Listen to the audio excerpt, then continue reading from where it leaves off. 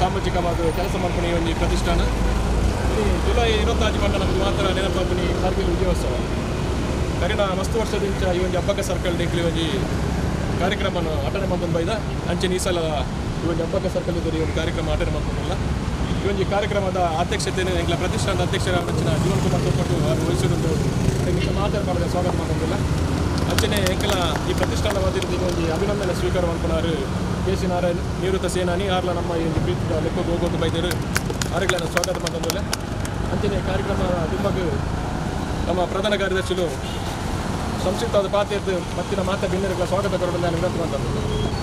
ಆತ್ಮೀಯರೇ, ಭಗತ್ ಸಿಂಗ್ ಪಂಜಾತ್ ರಾಷ್ಟ್ರೀಯ ಚಿಂತನದೊಟ್ಟಿಗೆ ಕಾರ್ಯ ಮಾಡ್ತಾರೆ. ಸಾಮಾಜಿಕವಾದ ಧಾರ್ಮಿಕವಾದ ಕಾರ್ಯಮಂತ್ರಿಗಳ ರಾಷ್ಟ್ರೀಯ ಚಿಂತನದ ದೃಷ್ಟಿಯಲ್ಲಿ ಪ್ರತಿ ವರ್ಷ ಜುಲೈ 25 ತಾರೀಕು ಕಾರ್ಗಿಲ್ ವಿಜಯ ದಿವಸನ ಆಚರಣೆ ಮಾಡ್ತಾರೆ. 1949 ಜುಲೈ 25 ನಮ್ಮ ದೇಶಕ್ಕೆ ಒಂದು ಚಾರಿತ್ರಿಕ ವಿಜಯ ಆಯ್ತಿನ ಸಂದರ್ಭ ಇನ್ನು ಕಾರ್ಗಿಲ್ ವಿಜಯ ದಿವಸ ಜುಲೈ 25 ತಾರೀಕು ಇದಕ್ಕೆ 23ನೇ ಕಾರ್ಗಿಲ್ ವಿಜಯೋತ್ಸವವನ್ನು ನಮ್ಮ ಆಚರಣೆ ಮಾಡ್ತಿಲ್ಲ. ಭಗತ್ ಸಿಂಗ್ ಪ್ರತಿಷ್ಠಾನ ಪಂಜಾತ್ ರಾಷ್ಟ್ರೀಯ ಚಿಂತನದೊಟ್ಟಿಗೆ ಈ ಕಾರ್ಯಕ್ರಮ ಪ್ರತಿ ವರ್ಷ ಮಾಡ್ತಿಲ್ಲ. ಈ ಸಾಮಾಜಿಕ ಆದುಕೊಂಡು ಧಾರ್ಮಿಕ ಆದುಕೊಂಡು ಅದನ್ನ ಪರಿಸರದ ಬಗ್ಗೆ ಕಾಳಜಿ ಇತ್ತಲ್ಲ. ಭಗತ್ ಸಿಂಗ್ ಪ್ರತಿಷ್ಠಾನ ಪಂಜಾತ್ ದೇಶ ಪ್ರೇಮದ ಕೆಚ್ಚದ ಇಂಚಿನ ಯುವಕರನ್ನು ಪಡೆದಂಥ ಒಂದು ಸಂಘ, ಒಂದು ಸಂಸ್ಥೆ. ಆ ನಿಟ್ಟಿನಲ್ಲಿ ಉಳ್ಳಾಳದ ರಾಣಿ ಅಬ್ಬಕ್ಕದೇವಿನ ಪ್ರತಿಮೆದ ಎದುರು ಈ ಒಂದು ಕಾರ್ಗಿಲ್ ವಿಜಯೋತ್ಸವನ ಆಚರಣೆ ಮಾಡುವ ಸಂದರ್ಭ ನಮ್ಮೊಬ್ಬರು ಇಲ್ಲಿ ಸೇರಿದ. ಈ ಒಂದು ಕಾರ್ಗಿಲ್ ವಿಜಯೋತ್ಸವದ ಸಂದರ್ಭದ ಈ ಒಂದು ಅಧ್ಯಕ್ಷತೆಯನ್ನು ಎಂಗೆಲ್ಲ ಪ್ರತಿಷ್ಠಾನದ ಅಧ್ಯಕ್ಷರು ಇವ ನಾಯಕ ಆದ ಒಂದು ಜಾತು ಈ ಸಂಸ್ಥೆಯನ್ನು ಮುಂದುಗಡೆ ಪಂಚನ ಜೀವನ ಕೊಡ್ತದ ಮೈಸೂರು ಆರೋಗ್ಯ ನಮ್ಮ ಪೂರ್ವಪ್ರಧಾನ ಆತ್ಮೀಯವಾದ ಸ್ವಾಗತ ಮಾಡ್ತೀವಿ. ಅವೆಲ್ಲಕನೇ ಈ ದೇಶಕ್ಕೆ ಮಾಡೋದು ಒಂದು ಜಾತಿ ಸೇವೆ ಮಂತಿನ ಯೋಧರನ್ನು ಗೌರವ ಮತನ ಸಂದರ್ಭ ನಮ್ಮ ಈ ಕರಿನ ವರ್ಷದಿಂದ ಮಂತನ್ ಬೈದ ಇಲ್ಲಿ 23ನೇ ಕಾರ್ಗಿಲ್ ವಿಜಯೋತ್ಸವದ ಈ ಸಂದರ್ಭದಲ್ಲಿ ನಮ್ಮ ಎದುರುಳ್ಳರು ನಿವೃತ್ತ ಯೋಧ ಏನಂಚಿನ ಕೆ.ಸಿ. ನಾರಾಯಣನ್ ಅವ್ರನ್ನ ಪದವಿ ಅನನ್ಯ ದಯಬನಗ ನಾನು ಮಸ್ತ್ ದಯಬನಗ ಒಂದು 10 ವರ್ಷ ಭೂಸೇನೆ ಶಾರ್ಟ್ ಕಮಿಷನ್ ನೆಟ್ಟು ಸೇವೆ ಮಂತಂದಿತ್ತು. ಸಾಮಾಜಿಕವಾದ ಲಿಯೋ ಮಂಗಳೂರು ಚೋಟದ ಮಾಜಿ ಅಧ್ಯಕ್ಷರಾಗಿದ್ದಾರೆ. ಪ್ರಸ್ತುತ ನಿವೃತ್ತ ಯೋಧರ ಸಂಘ ಅಬ್ಬಕ್ಕ ವಲಯದ ಅಧ್ಯಕ್ಷರಾಗಿದ್ದು ಐದೊಟ್ಟಿಗೆ ಅವರ ಪದವಿದಾರರು ಅವರಲ್ಲಿ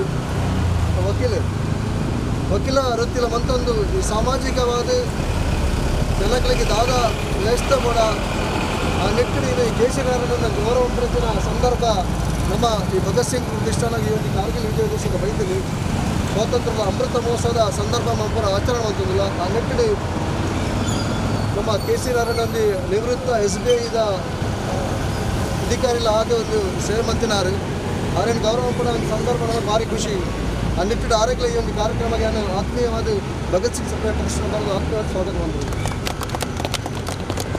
ಅವೆಲ್ಲಕ್ಕನೇ ಈ ಭಾಗದ ಒಂದು ಸಾಮಾಜಿಕವಾದ ಧಾರ್ಮಿಕವಾದ ಪರಿಸರ ಕಾಳಜಿತ್ತಿನ ವ್ಯಕ್ತಿ ನಮ್ಮ ವಾಸುದೇವ ಮಾಸ್ಟರ್ ಕರಿನ ಗುರುವಂದನ ಸಂದರ್ಭ ಆರೋಗ್ಯ ನಮ್ಮ ಗುರುವಂದನೆ ಸಲ್ಲಿಸಿದ ಭಗತ್ ಸಿಂಗ್ ಸೇವೆ ಪ್ರತಿಷ್ಠಾನ ನಿಂತು ನಮಗೆ ಆರೋಗ್ಯ ಭಾರಿ ಪ್ರೀತಿ, ನಮ್ಮ ಪೂರ ಯುವಕರ ನಿಂತು ಆರೋಗ್ಯ ಭಾರಿ ಪ್ರೀತಿ.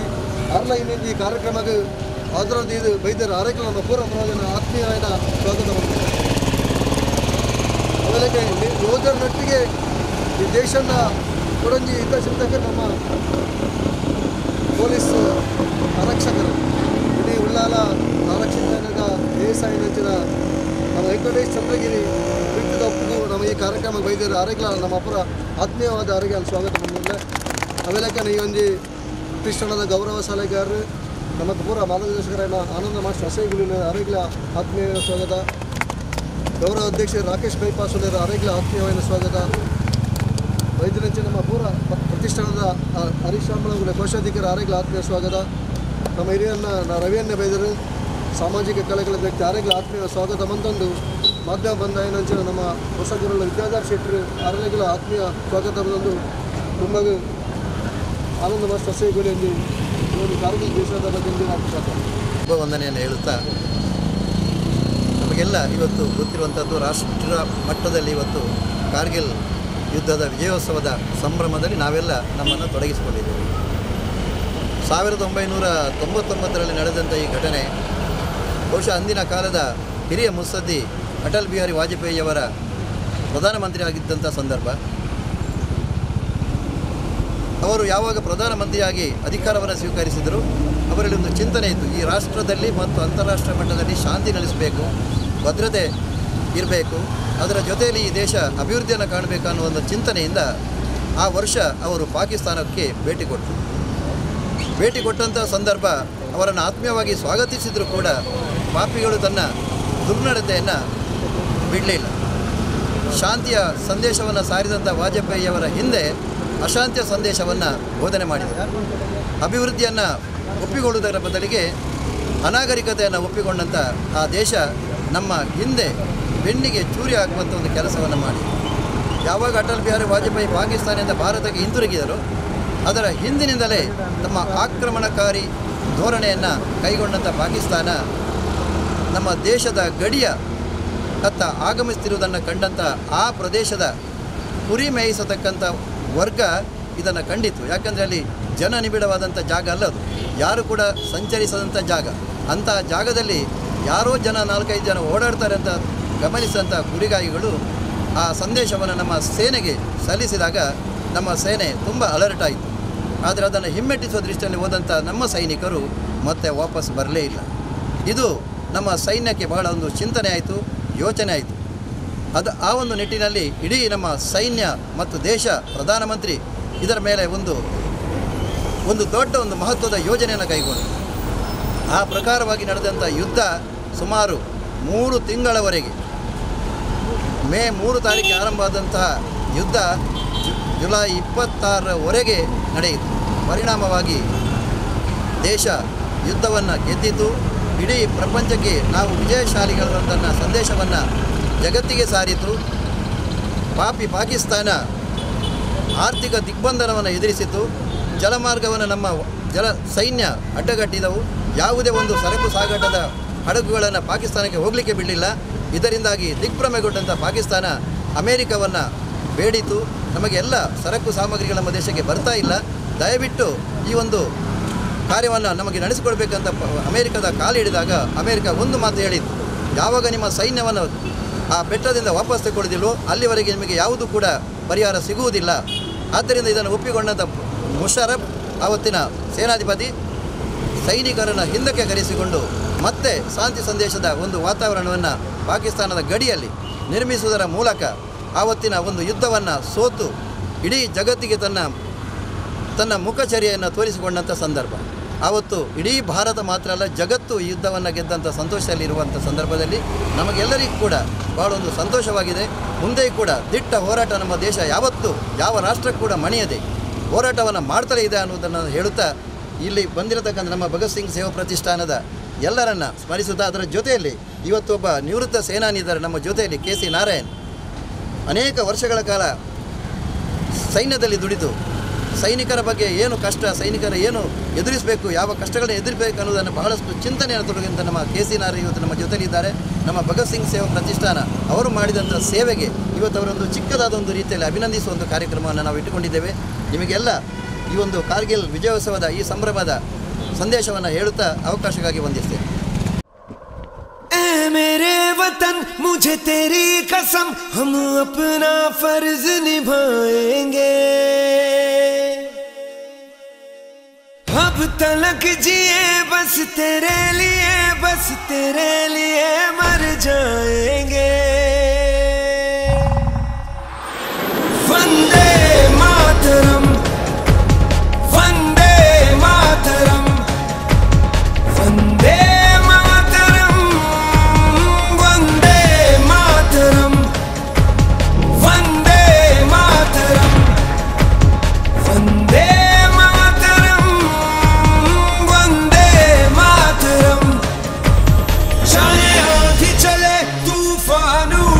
बढ़ता ही रहे तू रुके नहीं, जब तक है फलक जब तक है ज़मीं, मेरा दिल ये कहे कभी झुके नहीं. बस यूं ही लहराए तिरंगा.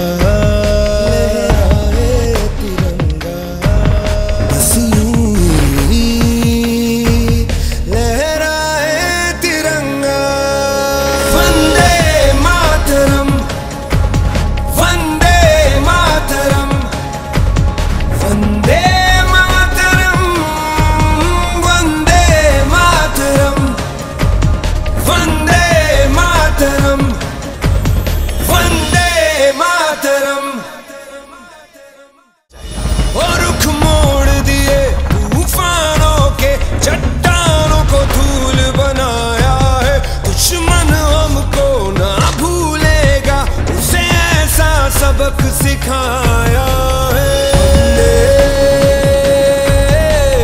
मातरम वंदे मातरम वंदे मातरम।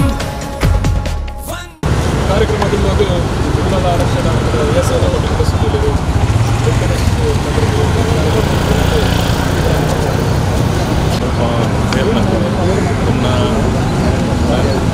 ಬರ್ತದೆ ಕನ್ನಡ ಯಾಕಂದರೆ ಈ ವಿಜಯೋತ್ಸವ ಅಂತ ಹೇಳಿದ್ರೆ ನಮ್ಮ ಜೀವನದಲ್ಲಿ ಅದು ಯಾವಾಗ ಮರೆಯದಿರುವ ದಿನ. ಯಾಕಂದರೆ ವರ್ಷಕ್ಕೆ ಅದನ್ನು ನಾವು ನೆನಪಿಸ್ತಾ ಹೋದರೆ ನಮ್ಮ ಮುಂದಿನ ಜನ್ರೇಷನ್, ಮುಂದಿನ ಯುವ ಪೀಳಿಗೆಗೆ ಅದೊಂದು ಮಾದರಿ ಆಗ್ತದೆ. ಅದರಿಂದಾಗಿ ಈ ಕಾರ್ಗಿಲ್ ವಿಜಯ ದಿವಸವನ್ನು ನಾವು ಎಲ್ಲರೂ ವರ್ಷಕ್ಕೆ ಅದನ್ನು ಜನಗಳು ಜಾಸ್ತಿ ಅದನ್ನು ಆಚರಣೆ ಮಾಡುವಂಥ ಸ್ಥಿತಿ ಆಗಬೇಕು. ಹಾಗೆ ಇಲ್ಲಿ ಸೇರಿದವರಿಗೆ ನಾವು ವಿನಂತಿ ಮಾಡಿದಷ್ಟೇ ಇದನ್ನು ಹೆಚ್ಚಿಗೆ ನಮ್ಮ ಮಾಧ್ಯಮದ ಮೂಲಕ ಇದನ್ನು ಪ್ರಚಾರ ಮಾಡಿ, ಇದರಿಂದಾಗಿ ನಮ್ಮ ಎಲ್ಲ ಭಾರತ ದೇಶದ ಜನರಿಗೆ ಇದರಿಂದ ಸದುಪಯೋಗ ಆಗುವಂತೆ ಮಾಡಬೇಕು. ನಾನು ನನ್ನ ಮಾತು. ಧನ್ಯವಾದ ಸರ್. ಕಾರ್ಯಕ್ರಮ ಮುಂದೆಗೆ ಭಾರತ್ ಹೈಸ್ಕೂಲಿನ ರಿಟೈರ್ಡ್ ಹೆಡ್ ಮಾಸ್ಟರ್ ಆದಂಥ ವಾಸುದೇವ್ ಸರ್ ನಮ್ಮನ್ನು ಉಪಸ್ಥಿತಿದ್ದಾರೆ. ಅವರಿಂದ ಇವತ್ತಿನ ಕಾರ್ಯಕ್ರಮ ಬಗ್ಗೆ 2 ಮಾತು. ಎಲ್ಲರಿಗೆ ನಮಸ್ಕಾರ. ಮಹಾಭಾರತದಲ್ಲಿ ಒಂದು ಸಂದರ್ಭ ಬರ್ತದೆ. ಅನ್ಯ ರಾಜ್ಯದವರು ಕೌರವರನ್ನು ಬಂಧಿಸ್ತಾರೆ. ಆ ಸಂದರ್ಭದಲ್ಲಿ ಧರ್ಮರಾಯ ಒಂದು ಮಾತು ಹೇಳ್ತಾನೆ, ಕೌರವರನ್ನು ನಾವು ಯಾಕೆ ರಕ್ಷಣೆ ಮಾಡಬೇಕಂತ. ನಮ್ಮೊಳಗೆ ಜಗಳ ಆದಾಗ, ವಿವಾದ ಇದ್ದಾಗ ನಾವು 5, ಕೌರವರು 100 ಮಂದಿ. ಆದರೆ ಪರಕೀಯರ ಆಕ್ರಮಣ ಸಂದರ್ಭದಲ್ಲಿ 150 ನಾವು. ನಮ್ಮ ದೇಶದ ಒಳಗೆ ಕೆಲವು ಭಿನ್ನತೆಗಳಿರ್ಬೋದು, ಆದರೆ ಪರಕೀಯರ ಆಕ್ರಮಣ ಸಂದರ್ಭದಲ್ಲಿ ಕಾರ್ಗಿಲ್ ವಿಜಯೋತ್ಸವ ನಡೆಯುತ್ತಿದ್ದಾಗ ಇಡೀ ದೇಶದ ಜನ ಯಾವುದೇ ರೀತಿಯ ಭಿನ್ನಾಭಿಪ್ರಾಯ ಇಲ್ಲದೆ ಒಟ್ಟಾಗಿ ಸೈನ್ಯಕ್ಕೆ, ಸರ್ಕಾರಕ್ಕೆ ಬೆಂಬಲವನ್ನು ಕೊಟ್ಟಿದ್ದಾರೆ. ಆ ರೀತಿಯ ಒಂದು ಸಂಸ್ಕಾರ ನಮ್ಮಲ್ಲಿ ಉಳಿಬೇಕಾಗಿದೆ. ದೇಶ ನನ್ನದು, ನನ್ನದು ನಾಡು ಎನ್ನದ ಮಾನವನ ಎದೆ ಸುಡುಗಾಡು ಅಂತ ಹೇಳ್ತಾರೆ. ಇದು ಕವಿವಾಣಿ. ನಿಜವಾಗಿ ನಮ್ಮಲ್ಲಿ ದೇಶ ಪ್ರೇಮ ಇದ್ದಾಗ ಮಾತ್ರ ನಮ್ಮ ಇಡೀ ರಾಷ್ಟ್ರ ಅಭಿವೃದ್ಧಿಯ ಪಥದತ್ತ ಹೋಗಲಿಕ್ಕೆ ಸಾಧ್ಯತೆ ಇದೆ. ಸಣ್ಣ ಪುಟ್ಟ ವಿವಾದಗಳನ್ನು ಕೂಡ ಬಗೆಹರಿಸಿಕೊಳ್ಳಲಿಕ್ಕೆ ಸಾಧ್ಯತೆ ಇದೆ. ಆ ರೀತಿಯ ಸಂಸ್ಕಾರದ ಒಂದು ದಿವಸ ಕಾರ್ಗಿಲ್ ವಿಜಯೋತ್ಸವ. ಅನೇಕರು ಕಾರ್ಗಿಲ್ ಯುದ್ಧ ಸಂದರ್ಭದಲ್ಲಿ ತಮ್ಮ ಪ್ರಾಣವನ್ನು ತ್ಯಾಗ ಮಾಡಿದ್ದಾರೆ. ಆ ಸೈನಿಕರ ಆತ್ಮಕ್ಕೆ ಚಿರಶಾಂತಿ ದೊರಕಲಿ, ಆ ಕುಟುಂಬಗಳಿಗೆ ಆ ವೇದನೆಯನ್ನು ಸಹಿಸಿಕೊಳ್ಳುವಂತಹ ಶಕ್ತಿ ನೀಡಲಿ, ಮತ್ತು ನಮ್ಮ ದೇಶ ಮುಂದಿನ ದಿವಸಗಳಲ್ಲಿ ಒಟ್ಟಾಗಿ ಐಕ್ಯತೆಯಿಂದ ಅಭಿವೃದ್ಧಿಯನ್ನು ಸಾಧಿಸಲಿ, ದೇಶ ಪ್ರೇಮ ಹೆಚ್ಚಾಗಲಿ ಅಂತ ಈ ಸಂದರ್ಭದಲ್ಲಿ ಅಭಿನಂದಿಸ್ತಾ, ನಿಜವಾಗಿ ನಮ್ಮ ನಿವೃತ್ತ ಯೋಧರು ಕೆ.ಸಿ. ನಾರಾಯಣ ಅವರು ಇಲ್ಲಿ ಪುರಸ್ಕಾರ ಪಡಿತಾ ಇದ್ದಾರೆ. ಅಂಥ ಒಬ್ಬ ಯೋಧರು ತಮ್ಮ ಜೀವನವನ್ನು ಹೇಗೆ ದೇಶಕ್ಕಾಗಿ ಸವೆಸಿದ್ದಾರೆ, ಅವರನ್ನು ಈ ಸಂದರ್ಭದಲ್ಲಿ ಅಭಿನಂದಿಸ್ತಾ ಇರುವುದು ಕೂಡ ಬಹಳ ಸಂತೋಷದ ವಿಷಯ. ಎಲ್ಲರಿಗೂ ಈ ಅವಕಾಶಕ್ಕಾಗಿ ವಂದನೆ. बोलो भारत माता की जय, बोलो भारत माता की जय, वंदे मातरम, वंदे मातरम, भारतीय सेना की जय, भारतीय सेना की जय।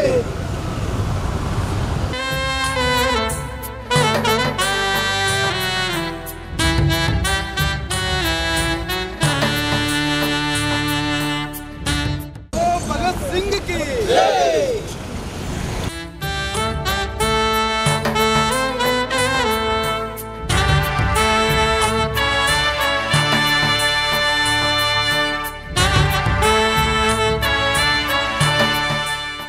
बोलो भारत माता की जय, बोलो भारत माता की जय, बोलो भारत माता की जय। ಭಗತ್ ಸಿಂಗ್ ಸೇವಾ ಪ್ರತಿಷ್ಠಾನದ ವತಿಯಿಂದ ಹಲವಾರು ಕಾರ್ಯಕ್ರಮಗಳು ವರ್ಷಂಪ್ರತಿ ನಡೀತಾ ಬಂದಿದೆ, ಮುಂದೇನು ನಡೆಯಲಿದೆ. ಆ ನಿಟ್ಟಿನಲ್ಲಿ ವರ್ಷ ನೀವು ಕಾರ್ಗಿಲ್ ವಿಜಯೋತ್ಸವ ಕೂಡ ಆಚರಿಸ್ತಾ ಇದ್ದೀವಿ. ಇವತ್ತು ನಾವು ಇಲ್ಲಿ ಸೇರಿರುವುದು ಕಾರ್ಗಿಲ್ ವಿಜಯೋತ್ಸವವನ್ನು ಆಚರಣೆ ಮಾಡಲಿಕ್ಕಾಗಿ. ವಿಶೇಷವಾಗಿ ಜೀವನ್ ಕುಮಾರ್ ಅವರು, ಆನಂದ ಮಾಸ್ಟರ್ ಅವರು ಮತ್ತು ನಮ್ಮ ಭಾರತ ಹೈಸ್ಕೂಲ್ನ ವಾಸುದೇವ್ ಮಾಸ್ಟರು ಕೂಡ ಭಾಳಷ್ಟು ಅಚ್ಚುಕಟ್ಟಾಗಿ ನಿಮಗೆ ವಿವರಣೆ ಕೊಟ್ಟಿದ್ದಾರೆ.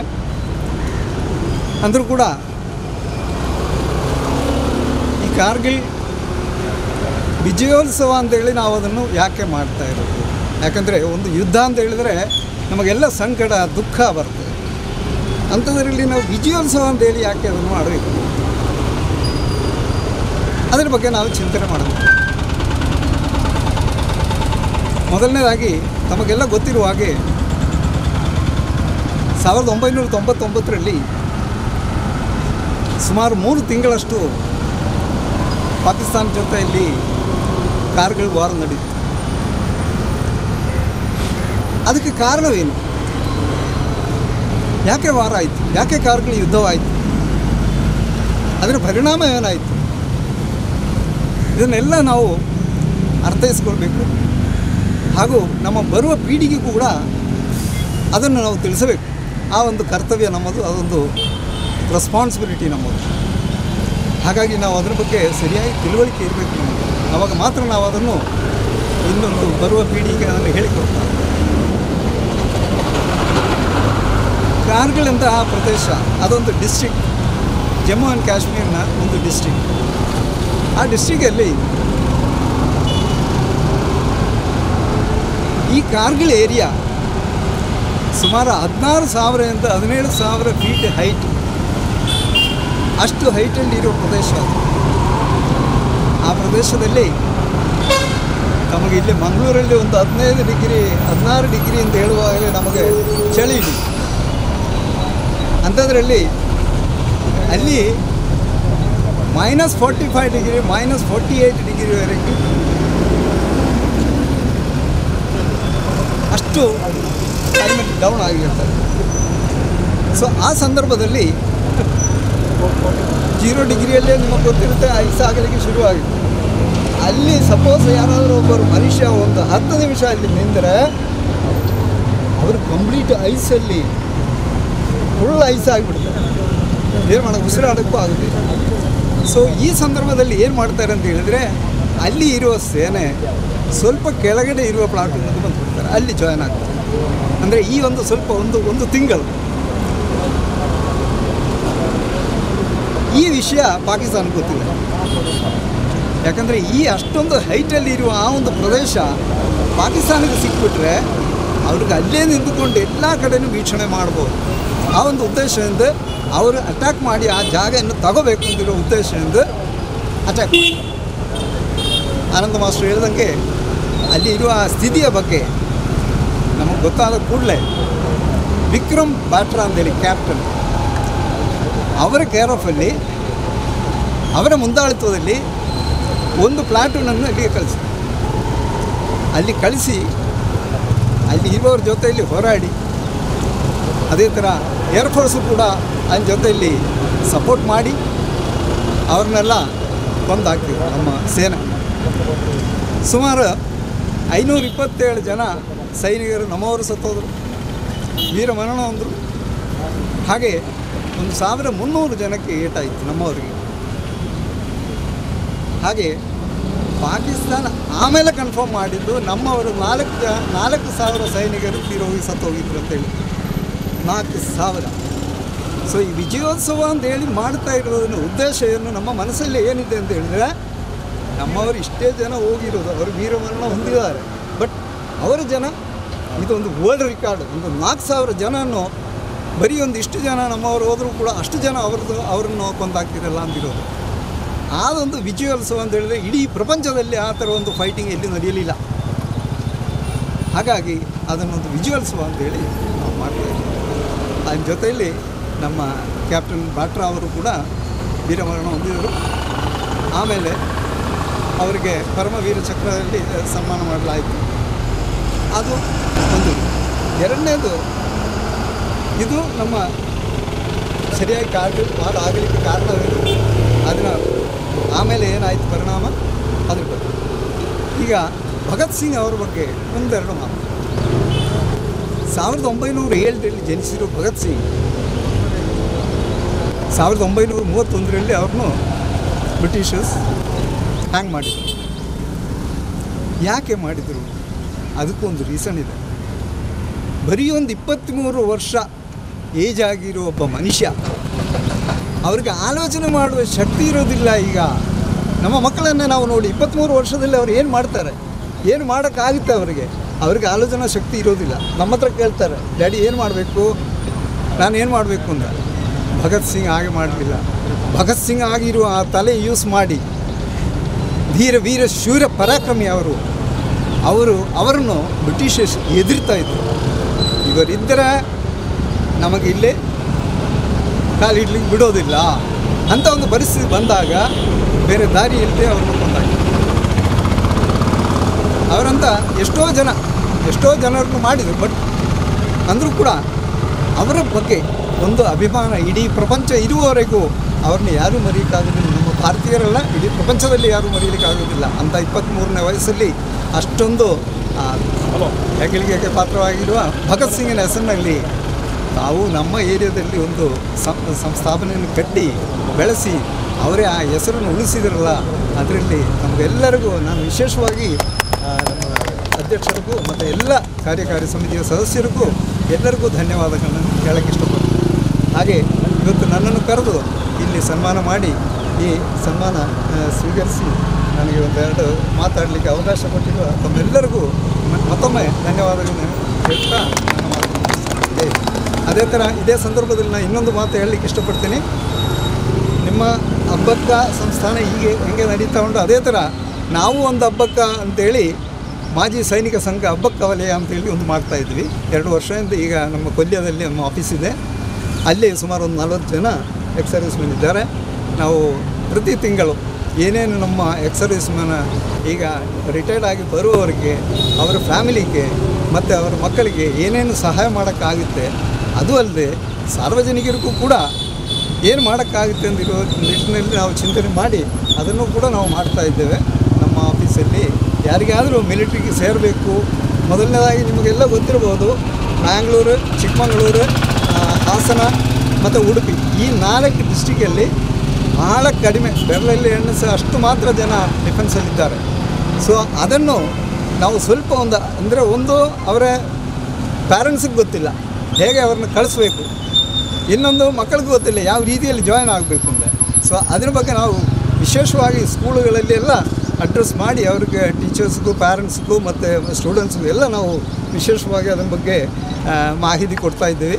ಹಾಗೆ ಯಾರಿಗಾದ್ರೂ ಬೇಕು ಅಂತ ಹೇಳಿದರೆ ಅಲ್ಲಿಗೆ ಕಳಿಸಿದರೆ ನಾವು ಫ್ರೀಯಾಗಿ ಅವ್ರಿಗೆ ಸಜೆಷನು ಅಡ್ವೈಸ್ ಎಲ್ಲ ಮಾಡಿ ಅವ್ರನ್ನ ಡಿಫೆನ್ಸಲ್ಲಿ ಸೇರುವಂಗೆ ಮಾಡೋಕ್ಕೆ ಪ್ರಯತ್ನ ಪಡ್ತೀವಿ ಅಂತ ಆಶಿಸುತ್ತಾ ನನ್ನ 2 ಮಾತನ್ನು ಮುಗಿಸ್ತೀನಿ. ಧನ್ಯವಾದ. ಕಾರ್ಯಕ್ರಮದ ಮುಂದಕ್ಕೆ ಇವತ್ತಿನ ಕಾರ್ಯಕ್ರಮದ ಅಧ್ಯಕ್ಷ ವಹಿಸಿರುವಂಥ ಪ್ರತಿಷ್ಠಾನದ ಅಧ್ಯಕ್ಷರಿಂದ ಅಧ್ಯಕ್ಷತೆ ಮಾಡ್ತೀವಿ. बोलो भारत ಒಂದೇ ಮಾತರಂ. ಆತ್ಮೀಯ ಬಂಧುಗಳೇ, ಇವತ್ತು ನಮ್ಮ ದೇಶಕ್ಕೆ ಬಹಳ ಹೆಮ್ಮೆಯ ಮತ್ತು ನಾವೆಲ್ಲರೂ ಕೂಡ ಸಂಭ್ರಮ ಪಡುವಂತಹ, ಅಭಿಮಾನದಿಂದ ಹೇಳುವಂಥ ಒಂದು ದಿನ ಜುಲೈ 26 ತಾರೀಕು. ಇವತ್ತು ಅಂತಹ ಒಂದು ಹೆಮ್ಮೆ, ಅಂತಹ ಒಂದು ಸಂಭ್ರಮ ಅದೆಲ್ಲ ಬರಬೇಕಿದ್ದರೆ ಅದಕ್ಕೆ ಮುಖ್ಯ ಕಾರಣಕರ್ತರು ಇಂತಹ ವೀರ ಯೋಧರು, ಭಾರತೀಯ ಸೇನೆ. ಬಂಧುಗಳೇ, ಈಗಾಗಲೇ ನಮ್ಮ ನಿವೃತ್ತ ಯೋಧರಾಗಿರ್ತಕ್ಕಂಥ KC ನಾರಾಯಣರವರು, ಹಾಗೆ ನಮ್ಮ ಆನಂದ್ ಮಾಸ್ಟರ್, ಹಾಗೆ ವಾಸುದೇವರಾವ್ ಎಲ್ಲ ಕಾರ್ಗಿಲ್ ವಿಜಯದ ಬಗ್ಗೆ ಮತ್ತು ಕಾರ್ಗಿಲ್ನ ಆ ಒಂದು ಯುದ್ಧದ ಬಗ್ಗೆ ನಮ್ಮ ಇಲ್ಲಿನ ಪೊಲೀಸ್ ಅಧಿಕಾರಿ ಕೂಡ ಆ ಬಗ್ಗೆ ನಮಗೆ ಎಲ್ಲರಿಗೂ ಕೂಡ ವಿವರಣೆಯನ್ನು ಕೊಟ್ಟಿದ್ದಾರೆ. ನಾವು ಖಂಡಿತವಾಗಲೂ ಇವತ್ತು ಯಾವ ರೀತಿಯಲ್ಲಿ ನಾವು ಅದರ ಬಗ್ಗೆ ವಿವರಣೆ ಕೊಟ್ಟರೂ ಕೂಡ ಅಲ್ಲಿನ ಪರಿಸ್ಥಿತಿಯನ್ನು ನಾವು ಅಲ್ಲಿ ಹೋಗಿ ನೋಡಿದರೆ ಮಾತ್ರ ಖಂಡಿತವಾಗಲೂ ನಮಗೆ ಅದರ ಅನುಭವ ಸಿಗ್ಬೋದು. ಯಾಕಂದರೆ ಆ ಒಂದು ಕಾರ್ಗಿಲ್ನ ಒಂದು ಬೆಟ್ಟ, ಅದು ಸುಮಾರು 16,000ಕ್ಕಿಂತಲೂ ಫೀಟ್ ಮೇಲಿರುವಂಥ ಬೆಟ್ಟ. ಅದು ಕೂಡ ಈ ತಿಂಗಳು ಚಳಿಗಾಲದ ತಿಂಗಳಲ್ಲಿ ಅಲ್ಲಿ ಪಾಕಿಸ್ತಾನದ ಮತ್ತು ನಮ್ಮ ಭಾರತದ 2 ಸೇನೆಗಳು ಕೂಡ ಆ ಜಾಗದಿಂದ ಕದನ ವಿರಾಮಗೊಳಿಸಿ ತಮ್ಮ ಬಿಡಾರಕ್ಕೆ ಬರುವಂಥ ಒಂದು ಸಮಯ. ಯಾರು ಕೂಡ ಸೇನೆ ಕೂಡ ಅಲ್ಲಿರುವುದಿಲ್ಲ. ಯಾಕಂದರೆ ಈಗಾಗಲೇ ಹೇಳಿರುವಂತೆ -ಡಿಗ್ರಿ ಆ ಒಂದು ಚಳಿ ಇರುವಂಥ ಪ್ರದೇಶ ಅದು. ಅಲ್ಲಿಗೆ ಅದೇ ಸಮಯವನ್ನು ಗುರುತಿಸಿ ಆ ನರಿಬುದ್ಧಿಯಂತಹ ಪಾಕಿಸ್ತಾನದ ಸೇನೆ ಅದೇ ಸಮಯದಲ್ಲಿ ಅಲ್ಲಿಗೆ ಸೇನೆಯನ್ನು ಕಳಿಸುವಂಥ ಕೆಲಸ ಮಾಡಿತ್ತು. ನಮ್ಮ ಭಾರತೀಯ ಸೇನೆಯ ಅರಿವಿಗೆ ಬರದೆ ಕಾರ್ಗಿಲ್ನ ಆ ಪ್ರದೇಶ ಸುಮಾರು ಪ್ರದೇಶವನ್ನು ಕೂಡ ಅವರು ಮುನ್ನುಗ್ಗಿ ಬಂದಿತ್ತು. ಒಂದು ಕುರಿ ಕಾಯುವಂಥ ಆ ಒಂದು ಮಂದಿ ಯಾರಿದ್ದಾರೆ ಅವರು ಪಾಕಿಸ್ತಾನದ ಅವರನ್ನು ನೋಡಿ ಭಾರತೀಯ ಸೇನೆಗೆ ವಿಚಾರವನ್ನು ತಿಳಿಸಿದರು. ತಕ್ಷಣ ನಮ್ಮ ಸೇನೆ ಕಾರ್ಯಪ್ರವೃತ್ತರಾಗಿ ಒಂದು 5 ಜನ ಸೈನಿಕರನ್ನು ಕೂಡ ಅಲ್ಲಿ ಕಳಿಸಿತ್ತು. ಅವರನ್ನು ಚಿತ್ರಹಿಂಸೆ ಮಾಡಿ ಪಾಕಿಸ್ತಾನದ ಸೈನಿಕರು ಅವರಿಗೆ ಚಿತ್ರಹಿಂಸೆ ಮಾಡಿ ಕೊಂದರು. ಅನಂತರ ನಮ್ಮ ಸೇನೆ ಅದಕ್ಕೆ ಪ್ರತ್ಯುತ್ತರವನ್ನು ಕೊಟ್ಟಿತ್ತು. ಸುಮಾರು ನಮ್ಮ 522 ನಮ್ಮ ವೀರಯೋಧರು ವೀರಮರಣ ಅಪ್ಪಿದರೆ ಅವರು ಸುಮಾರು 4000ಕ್ಕಿಂತಲೂ ಹೆಚ್ಚು ಅವರ ಸೈನಿಕರು ಈ ಒಂದು ಯುದ್ಧದಲ್ಲಿ ಮೃತಪಟ್ಟಿದ್ದಾರೆ. ಇದು ಪಾಕಿಸ್ತಾನ ಭಾರತದ ವಿರುದ್ಧ ನೇರವಾಗಿ ಯುದ್ಧ ಮಾಡಿರುವಂಥದ್ದು ಕೊನೆ ಯುದ್ಧ. ಆನಂತರ ಅವರು ನೇರ ಯುದ್ಧ ಮಾಡುವಂಥ ಒಂದು ಸ್ಥಿತಿಯಲ್ಲಿ ಪಾಕಿಸ್ತಾನ ಇಲ್ಲ. ಆನಂತರ ಏನಿದ್ರೂ ಕೂಡ ಭಯೋತ್ಪಾದಕರ ಮೂಲಕವಾಗಿರ್ಬೋದು ಅಥವಾ ಕುತಂತ್ರದಿಂದಾಗಿ ನಮ್ಮ ದೇಶದ ಮೇಲೆ ಕೆಣಕುವಂಥ ಒಂದು ಪರಿಸ್ಥಿತಿ ಮಾಡ್ತಾ ಇದ್ದಾರೆ. 1999 ಅಂದರೆ 23 ವರ್ಷದ ಹಿಂದೆ ಆವತ್ತು ನಡೆದಂಥ ಈ ಒಂದು ಕದನದಲ್ಲಿ ನಮ್ಮ ಆವತ್ತಿನ ಪ್ರಧಾನಮಂತ್ರಿ ಆಗಿರ್ತಕ್ಕಂಥ ದಿವಂಗತ ಅಟಲ್ ಬಿಹಾರಿ ವಾಜಪೇಯಿ ಅವರು, ಅದರ ಜೊತೆಗೆ ಅವತ್ತಿನ ಡಿಫೆನ್ಸ್ ಮಿನಿಸ್ಟರ್ ಆಗಿರ್ತಕ್ಕಂಥ ಜಾರ್ಜ್ ಫೆರ್ನಾಂಡಿಸ್, ಇವರಿಬ್ಬರನ್ನು ಕೂಡ ನಾವು ಖಂಡಿತವಾಗಲೂ ನೆನಪು ಮಾಡುವಂಥ ಒಂದು ಅತಿ ಅಗತ್ಯ ಇದೆ. ಅವರಿಬ್ಬರು ಅಲ್ಲಿ ನಿಮಗೆ ಗೊತ್ತಿರುವುದು ಕದನ ಎಲ್ಲಿ ನಡೀತಾ ಉಂಟು ಅಲ್ಲಿಗೆ ಪ್ರಧಾನಮಂತ್ರಿಯವರು ರಕ್ಷಣಾ ಸಚಿವರು ಅಲ್ಲಿಗೆ ಹೋಗಿ ಅಲ್ಲಿನ ನಮ್ಮ ಯೋಧರನ್ನು ಹುರಿದುಂಬಿಸುವಂಥ ಕೆಲಸವನ್ನು ಅವರು ಮಾಡಿದರು. ಈ ಮೂಲಕವಾಗಿ ನಮ್ಮ ಸೈನಿಕರಿಗೆ ಕೂಡ ಬಹಳ ಒಂದು ಉತ್ಸಾಹದಿಂದ ಆ ಒಂದು ಹೋರಾಟ ಮಾಡಿದರು. ಸುಮಾರು 3 ತಿಂಗಳ ಕಾಲ ಮೇ 3 ತಾರೀಕಿಗೆ ಪ್ರಾರಂಭವಾದಂಥ ಈ ಒಂದು ಕದನ ಜುಲೈ 26ಕ್ಕೆ ಅಲ್ಲಿ ಕಾರ್ಗಿಲ್ನ ಪ್ರದೇಶದಲ್ಲಿ ನಮ್ಮ ತ್ರಿರಂಗ ಧ್ವಜವನ್ನು ಹಾರಿಸುವುದರ ಮೂಲಕವಾಗಿ ವಿಜಯದ ಸಂಕೇತವನ್ನು ನಮ್ಮ ಸೈನಿಕರು ನಮಗೆ ಕೊಟ್ಟರು. ಆ ಮೂಲಕವಾಗಿ ಎಷ್ಟು ಒಂದು ಇಂಚು ಕೂಡ ಜಾಗವನ್ನು ಈ ಸಂದರ್ಭದಲ್ಲಿ ನಾವು ಬಿಡುವುದಿಲ್ಲ ಎನ್ನುವಂಥ ಒಂದು ಮೆಸೇಜನ್ನು ಕೂಡ ಇಡೀ ಜಗತ್ತಿಗೆ ಕೊಡುವಂಥ ನೆಲೆಯಲ್ಲಿ ಭಾರತೀಯ ಸೇನಾ ಹೋರಾಟ ಮಾಡಿದೆ. ಆ ಭಾರತೀಯ ಸೇನೆಯ ಒಂದು ಹೋರಾಟಕ್ಕೆ ನಮ್ಮ ಖಂಡಿತವಾಗಲೂ ನಾವು ಯಾವಾಗಲೂ ಕೂಡ ಶಿರವಾಗಿ ನಾವು ಅವರನ್ನು ಅಭಿನಂದಿಸಬೇಕು. ನಾವು ಇವತ್ತು ನಮ್ಮ ಪ್ರಧಾನಮಂತ್ರಿ ಆಗಿರ್ತಕ್ಕಂಥ ನರೇಂದ್ರ ಮೋದಿಯವರ 8 ವರ್ಷಗಳ ಕಾಲಾವಧಿಯಲ್ಲಿ ನಮ್ಮ ಸೇನೆಯಲ್ಲಿ ಯಾವ ರೀತಿಯಾಗಿರ್ತಕ್ಕಂಥ ಪರಿಣಾಮಕಾರಿ ಬದಲಾವಣೆ ಆಗಿದೆ ಅನ್ನೋದನ್ನು ನಾವು ನೋಡಿದ್ದೇವೆ. ಹಿಂದೆಲ್ಲ ಸೇನೆಯ ವಾಹನಗಳಿಗೆ ಕಲ್ಲು ಬಿಸಾಡುವಂಥ ಪರಿಸ್ಥಿತಿ ಇತ್ತು. ಆದರೂ ಕೂಡ ಸೇನೆ ಏನು ಮಾಡಲಿಕ್ಕೆ ಕೂಡ ಆಗದೇ ಇರುವಂಥ ಒಂದು ಕಾಲಘಟ್ಟದಲ್ಲಿದ್ದು ಅಧಿಕಾರದಲ್ಲಿ ಇರುವಂಥವರು ಕೂಡ ಅದನ್ನು ಅವರಿಗೆ ಯಾವುದೇ ರೀತಿಯಾಗಿರ್ತಕ್ಕಂಥ ಪೂರ್ಣವಾಗಿರ್ತಕ್ಕಂಥ ಅಧಿಕಾರವನ್ನು ಕೊಟ್ಟಿರಲಿಲ್ಲ. ಎಷ್ಟೋ ನಾವು ವಿಡಿಯೋ ನೋಡ್ತಿದ್ದೇವೆ, ಅಲ್ಲಿ ಸೈನಿಕರೇ ಓಡಿ ಹೋಗ್ತಾರೆ, ಅವರು ಕಲ್ಲು ಬಿಸಾಡೋದಕ್ಕೆ ಅವರು ರಿಟರ್ನ್ ಆ್ಯಕ್ಷನ್ ಯಾವುದೇ ರೀತಿ ಮಾಡ್ತಾಯಿಲ್ಲ. ಆದರೆ ಇವತ್ತು ಪರಿಸ್ಥಿತಿ ಆ ರೀತಿ ಇಲ್ಲ. ಇವತ್ತು ಯಾವುದೇ ಒಬ್ಬ ಪಿಡಿಗೇಡಿ ಸೇನೆಯ ವಾಹನಕ್ಕಾಗಿರ್ಬೋದು ಸೈನಿಕರಿಗೆ ಕಲ್ಲು ಬಿಸಾಡಿದ ಸಂದರ್ಭದಲ್ಲಿ ತಕ್ಷಣ ಅದಕ್ಕೆ ಒಂದು ರೀತಿಯ ಪ್ರತ್ಯುತ್ತರವನ್ನು ಕೊಡುವಂಥ ಕೆಲಸವನ್ನು ನಮ್ಮ ಸೇನೆ ನಮ್ಮ ಇವತ್ತಿನ ಕೇಂದ್ರ ಸರ್ಕಾರ ಮಾಡಿದೆ ಅಂತ ಹೇಳಿದರೆ ಅದಕ್ಕೆ ನಾವೆಲ್ಲರೂ ಕೂಡ ಅದು ಪ್ರಶಂಸೆ ಮಾಡಬೇಕು, ಅದನ್ನು ಅಭಿನಂದಿಸಬೇಕು ಅನ್ನುವಂಥ ಮಾತನ್ನು ಈ ಕಾರ್ಗಿಲ್ ವಿಜಯ ದಿವಸದ ಸಮಯದಲ್ಲಿ ಹೇಳಲಿಕ್ಕೆ ನಾನು ಇಷ್ಟಪಡ್ತಿದ್ದೇನೆ. ಬಂಧುಗಳೇ, ಇವತ್ತು ನಾವು ಈ ಕಾರ್ಗಿಲ್ ವಿಜಯ ದಿವಸದ ಈ ಸಮಯದಲ್ಲಿ ನಮ್ಮ ನಾಡಿನ ಒಬ್ಬ ವೀರ ಮಹಿಳೆ, ಪ್ರಥಮ ಸ್ವಾತಂತ್ರ್ಯ ಹೋರಾಟಗಾರ್ತಿ, ಪೋರ್ಚುಗೀಸರ ವಿರುದ್ಧ ಹೋರಾಟ ಮಾಡಿದಂಥ ವೀರರಾಣಿ ಅಪ್ಪಕ್ಕನ ಈ ಒಂದು ವೃತ್ತದ ಕೆಳಗಡೆ ಭಾರತ ಮಾತೆಯ ಆ ಒಂದು ಎದುರಲ್ಲಿ ನಮ್ಮ ನಿವೃತ್ತ ಯೋಧರನ್ನು ಅಭಿನಂದನೆ ಮಾಡಿದ್ದೇವೆ. ಭಗತ್ ಸಿಂಗ್ನ ನಮ್ಮೆಲ್ಲರ ಪರವಾಗಿ ಭಗತ್ ಸಿಂಗ್ ಎನ್ನುವಂಥ ಹೆಸರನ್ನು ಇಟ್ಕೊಂಡು ದೇಶ ಪ್ರೇಮದ ಬಗ್ಗೆ ಮತ್ತು ಸಾಮಾಜಿಕವಾಗಿರ್ತಕ್ಕಂಥ ಕೆಲಸ ಕಾರ್ಯವನ್ನು ನಿರಂತರವಾಗಿ ಕಳೆದ 15 ವರ್ಷಗಳಿಂದ ನಾವು ಮಾಡಿಕೊಂಡು ಬಂದಿದ್ದೇವೆ. ಇವತ್ತಿನ ಇದೊಂದು ಕಾರ್ಯಕ್ರಮ ನಮಗೆ ಬಹಳ ಒಂದು ಹೆಮ್ಮೆಯಿಂದ ಖುಷಿ ಕೊಟ್ಟುವಂಥ ಒಂದು ಕಾರ್ಯಕ್ರಮ ಅಂತ ಹೇಳಲಿಕ್ಕೆ ನಾನು ಬಹಳ ಹೆಮ್ಮೆ ಪಡ್ತಿದ್ದೇನೆ. ಬಂಧುಗಳೇ, ಹೆಚ್ಚಿಗೆ ಮಾತಾಡಲಿಕ್ಕೆ ಹೋಗುವುದಿಲ್ಲ, ಯಾಕೆಂದರೆ ಈಗಾಗಲೇ ಎಲ್ಲ ಕಾರ್ಗಿಲ್ನ ವಿಚಾರಗಳನ್ನು ಹೇಳಿದ್ದಾರೆ. ಈ ಒಂದು ಕಾರ್ಗಿಲ್ ವಿಜಯ ದಿವಸ ಕೇವಲ ಇಲ್ಲಿಗೆ ಸೀಮಿತ ಆಗಬಾರದು. ಪ್ರತಿ ಗಲ್ಲಿಗಳಿಗೂ ಕೂಡ ನಾವೆಲ್ಲರೂ ಕೂಡ ಕಾರ್ಗಿಲ್ ವಿಜಯ ದಿವಸವನ್ನು ಆಚರಿಸುವಂಥ ಕೆಲಸವನ್ನು ಮಾಡಬೇಕು. ನಮ್ಮ ಮಕ್ಕಳಿಗೆ ಕೂಡ ಇದರ ಬಗ್ಗೆ ವಿಚಾರವನ್ನು ತಿಳಿಸಬೇಕೆನ್ನುವಂಥ ಮಾತನ್ನು ಹೇಳುತ್ತಾ ಈ ಸಂದರ್ಭದಲ್ಲಿ ಬಂದಿರತಕ್ಕಂಥ ಎಲ್ಲರಿಗೂ ಕೂಡ ವಂದನೆಗಳನ್ನು ಅರ್ಪಣೆ ಮಾಡುತ್ತಾ ನನ್ನ 2 ಮಾತುಗಳನ್ನು ಇಲ್ಲಿಗೆ ಮುಕ್ತಾಯ ಮಾಡ್ತಿದ್ದೇನೆ. ಜೈ ಹಿಂದ್, ಜೈ ಕರ್ನಾಟಕ.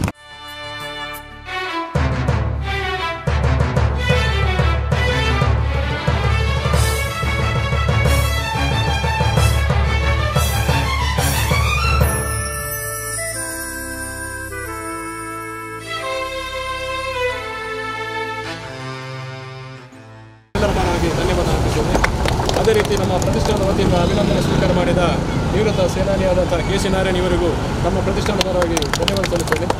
ಅದೇ ರೀತಿ ಉಳ್ಳಾಲ ರಕ್ಷದಾನಕ್ಕೆ ಎ.ಸಿ. ಆದಂಥ ವೆಂಕಟೇಶ್ ಚಂದ್ರಗಿರಿ ನಮ್ಮೊಟ್ಟಿಗೆ ಉಪಸ್ಥಿತಿದ್ದಾರೆ, ಅವರಿಗೂ ಧನ್ಯವಾದ. ಅದೇ ರೀತಿ ಪ್ರತಿಷ್ಠಾನದ ಗೌರವ ಸಲಹೆಗಾರರ ಆನಂದ್ ಮಾಸ್ಟರ್ ನಮ್ಮೊಟ್ಟಿಗೆ ಉಪಸ್ಥಿತಿದ್ದಾರೆ, ಅವರಿಗೂ ಧನ್ಯವಾದ ಸಲ್ಲಿಸ್ತೇನೆ. ಅದೇ ರೀತಿ ಭಾರತ್ ಹೈಸ್ಕೂಲಿನ ರಿಟೈರ್ಡ್ ಹೆಡ್ ಮಾಸ್ಟರ್ ಆದಂಥ ವಾಸುದೇವ್ ಸರ್ ನಮ್ಮೊಟ್ಟಿಗೆ ಉಪಸ್ಥಿತಿದ್ದಾರೆ, ಅವರಿಗೂ ಧನ್ಯವಾದ ಸಲ್ಲಿಸ್ತೇನೆ. ನಮ್ಮ ಪ್ರತಿಷ್ಠಾನದ ಗೌರವಾಧ್ಯಕ್ಷರಾದಂಥ ರಾಕೇಶ್ ಬೈಪಾಸ್ ನಮ್ಮೊಟ್ಟಿಗೆ ಉಪಸ್ಥಿತಿದ್ದಾರೆ, ಅವರಿಗೂ ಧನ್ಯವಾದ. ಅದೇ ರೀತಿ ಪ್ರತಿಷ್ಠಾನದ ಪ್ರಧಾನ ಕಾರ್ಯದರ್ಶಿಯಾದಂಥ ಉಪಸ್ಥಿತಿದ್ದಾರೆ, ಅವರಿಗೂ ಧನ್ಯವಾದ. ಅದೇ ರೀತಿ ಪ್ರತಿಷ್ಠಾನದ ಕೋಶಾಧಿಕಾರಿಯಾದಂಥ ಹರಿಶ್ಚಂದ್ರ ನಮ್ಮೊಟ್ಟಿಗೆ ಉಪಸ್ಥಿತಿದ್ದಾರೆ, ಅವರಿಗೂ ಧನ್ಯವಾದ. ಅದೇ ರೀತಿ ಉದಯಣ್ಣ ನಮ್ಮೊಟ್ಟಿಗೆ ಉಪಸ್ಥಿತಿದ್ದಾರೆ, ಅವರಿಗೂ ಧನ್ಯವಾದ ಸಲ್ಲಿಸ್ತಾ. ಸಂತೋಷ್ ನಮ್ಮೊಟ್ಟಿಗೆ ಉಪಸ್ಥಿತಿದ್ದಾರೆ, ಅವರಿಗೂ ಧನ್ಯವಾದ ಸಲ್ಲಿಸ್ತಾ. ಅದೇ ರೀತಿ ಮಾಧ್ಯಮ ಮಿತ್ರರಾದ ವಿದ್ಯಾರ್ಥಿಗಳು ಇವರಿಗೂ ಧನ್ಯವಾದ ಅರ್ಪಿಸ್ತಾ ಈ ಒಂದು ಅರ್ಥಪೂರ್ಣವಾದ ಕಾರ್ಯಕ್ರಮವನ್ನು ಇಲ್ಲಿಗೆ ಮುಕ್ತಾಯ ಮಾಡುತ್ತದೆ. ಬೋಲೋ ಭಾರತ್ ಮಾತಾ ಕಿ ವಂದೇ ಮಾತರಂ, ಭಾರತೀಯ ಸೇನೆ ಕಿ, ಭಗತ್ ಸಿಂಗ್ ಕಿ.